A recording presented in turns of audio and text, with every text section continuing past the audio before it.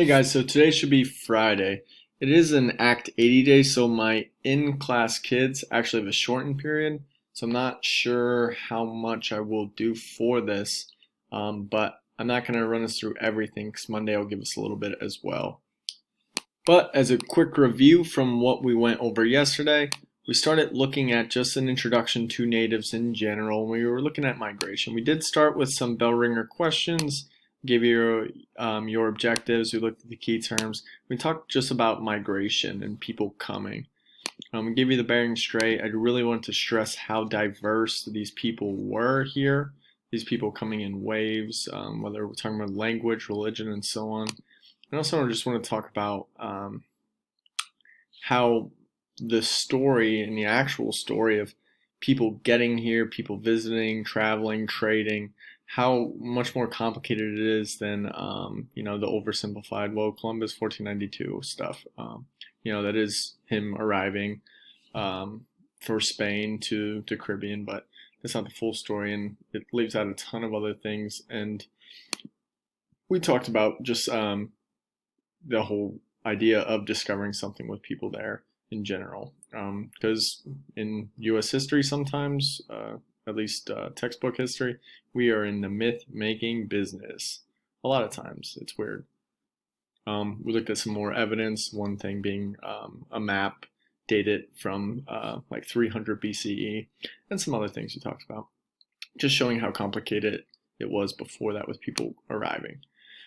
So let's get into it again and talk about Pennsylvania tribes. Well, we had plenty of different tribes here, and essentially how our text organized them, they organized them by language. So what languages they're speaking, such as Algonquin and Iroquois.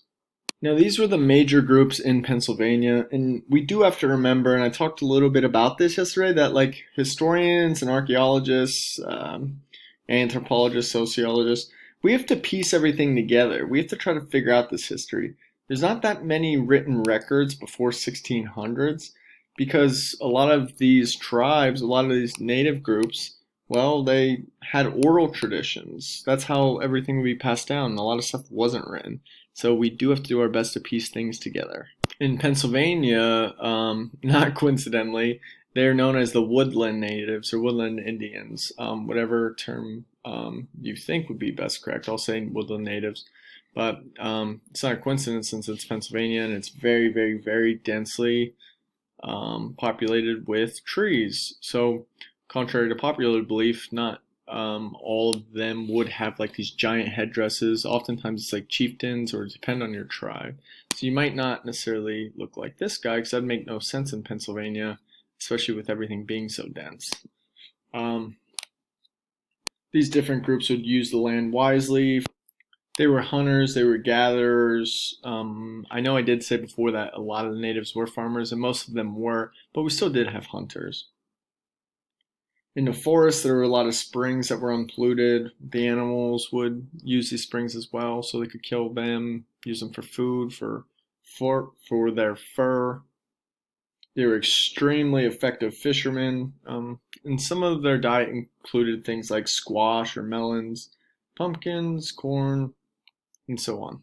Here is a quick image to just get you to conceptualize like the different groups. But remember, it is even more diverse than this if we check out some other native nations. But this is just a classification. So the two classifications I basically showed you are Eastern Woodlands, which is kind of based on geography, and the other one from our slide a second ago, basically going off the languages that they speak. Okay. So now, contrary to popular belief, like I said before, they're probably not looking like this with all of the big headgear and head garb. It's probably more so like this, traveling lighter so they can move quicker and in dense areas. So this would be like an example of what the natives in Pennsylvania would look like in dress. So a lot of these names should sound familiar. We take a lot from natives. One of the things, again, just being names. But the Delaware, Shawnee, and Nanticoke all should sound familiar. They're all examples of Algonquin tribes. And again, Algonquin being the language that they speak. the Iroquois, and this is actually the Iroquois League, the Iroquois Confederacy. It's basically these tribes that are united to defeat other tribes, such as Susquehannocks, such as Erie. They're the Iroquois, so the language they speak, the Cayuga, the Mohawk, Oneida, Onondaga, and Seneca. They would actually destroy Susquehannock and Erie. And Erie and Susquehannock are actually considered Iroquois as well, because that is what they speak. But these guys did not get along too well. In fact, Susquehannock were kind of loners in general. Tuscarora, that'd be an example of Iroquois, but they would come much later after the time that we're talking about. To give you a visual where the Iroquois and where the Algonquins would be, you can check this out. Susquehannock basically being along the Susquehanna, Erie being where you guys know Lake Erie to be. I wonder where it got its name.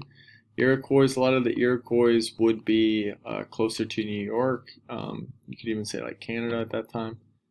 Lenape, Delaware, you can even think of the Delaware River, right? Separating us from New Jersey and Delaware as a natural border. And then the Shawnee and Ohio Valley tribes, if you think the Ohio River is over here, that should help you to remember it as well. Now, this is a slide basically summarizing the Iroquois and Algonquin governments. Now, this does an okay job giving us a base knowledge, but again, I can't stress enough that all of these governments are different. Even in Pennsylvania, they're all different. They're extremely diverse. But this is going to try to kind of create some, let's say, working definition for how their governments were in general. But this is not the end-all be-all, and it's much more complicated than this if we were to go in greater detail. So just keep that in mind. Now to start, both the Iroquois and the Algonquins lived in small villages, or we could call these clans. Clan basically just means a family or a tribe. This word actually comes from 1500 Scotland. Typically, these clans were named after animals, such as a turkey could be the turkey clan, the bear clan, the wolf clan, and so on. There's oftentimes a council that was appointed to each tribe to keep the peace with others, probably is smart, right? And to make major decisions. Women tend to hold roles in government, whether it was leading or electing, whether they were like the chiefs in charge, or whether they were the ones that picked the leader. See, it always depends on their tribe. It depends on the government we're talking about specifically. But I think this is interesting. And the theory goes something that along the lines of women being more maternal, not all the time, right? You still have very, very, very violent like women that are UFC fighters, and you have very, very like maternal, caring men, right? But the story goes, or I guess even stats show, maybe more times than not, guys are a certain type of way and girls are a certain type of way. There's always outliers and so on. But if you have women in charge making these decisions, let's say they're important ones that have to do with war, for instance, if those are the kids and they raised them and this and that, they're more inclined to go to war as a last resort when they really have to protect themselves, not just jump right to it. That's a theory. What do you guys think about that? Now, to get in a little bit more detail, remember each tribe is different. Susquehannocks, they could have women leaders, but not some tribes. A lot did. Algonquins, for each tribe, they had a chief and several council members, and all these members would be selected by the women in their tribe. The chief would lead the tribe in a battle, in hunting, in settling major disputes, or even disagreements. But the Algonquins, more times than not, were a little less organized with their government. Now, we have to remember that a lot of what they do in their history, it's all oral, it's handed down. They're not writing a ton of stuff down, or at least not yet. They lived pretty simply without anything written down, or rules, or judges. And they did not have a written language either. There was right, there was wrong. Lying, stealing, murder was wrong. Punishment most times was an eye for an eye. This comes from Hammurabi's code. Clearly they didn't hear that, but it's kind of like maybe some elementary morals that you're born with. There's some things like, little kids can pick up on, like things aren't fair. Like they're the first ones to point that out, right? So this might just be common sense kind of for us, even at a young age, to pick up on. One example for the eye for an eye might be if I was murdered, well, my family could go and kill you, and then it's wiped clean, and that's it. Okay, justice was served. If it ever got out of control, well, that's when like the council would have to step in and settle it. Because it's not about like revenge, for instance. Like, okay, I was killed. Well, my family took care of whoever killed me, but they didn't like overdo it. They didn't kill the person who killed me and the next three people. Like that was it.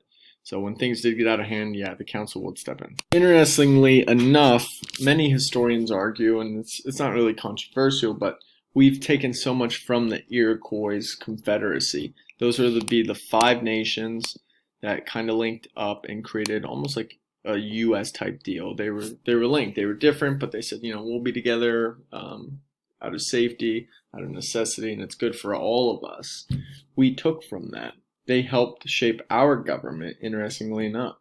They helped structure it, and even the U.S. Constitution, things like freedom of speech, freedom of religion, the separation of powers. This all came from the Iroquois Confederacy. Even checks and balances. These are things that are super interesting. And how do we know this? Well, they were doing it, and our founders, such as Ben Franklin, pulled from this. And he wasn't even like hiding this stuff. Like, again, this is not controversial. He talks about it all the time. Ben Franklin was a huge, huge, huge admirer of the natives. He even criticized some of the things that we might do that he thought natives were doing better, interestingly enough. Ben Franklin's quoted as saying, "No European that experiences, quote unquote, savage life can bear to live in our societies," saying basically admiring their culture. "It would be a strange thing if 6 nations of ignorant savages should be capable of forming a scheme for such a union and be able to execute it in such a manner as that it has subsisted ages and appears insoluble, and yet that a like union should be impracticable for 10 or a dozen English colonies." Ben Franklin saying basically that we have this public view that these guys are, inferior or savages or idiots. They can't do this stuff. How do they make this league? How do they have this union between each other, helping each other? But it's crazy to think that we have 10 or 12, like the 13 colonies, and we can't do this. Of course we can do this. So this is just kind of a little bit of a foreshadow of what we actually get from natives. And even little things just like the symbols, like the eagle. If you look at a dollar bill, which I'm sure I will in class with some students, like you can pick up on some of our symbols, such as the arrows, the eagle, and so on.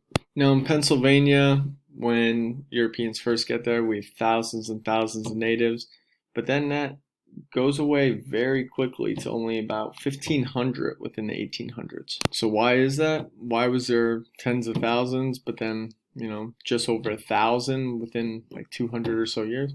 Well, it's plenty of different factors. Maybe it's 17 different factors.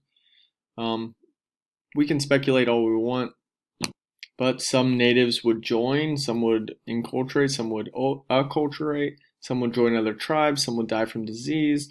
Some undoubtedly were massacred. Okay, that also happened. Some would attack settlers and be killed. Some would be locked up. It's a super complicated story. Like I said, it might be like 17 different things to explain it. With the legacy of the natives in general, this was definitely a lot higher, probably 2.5 times higher. But it's the same thing when we see the population. So what happened? Well, lots of things. Disease, war.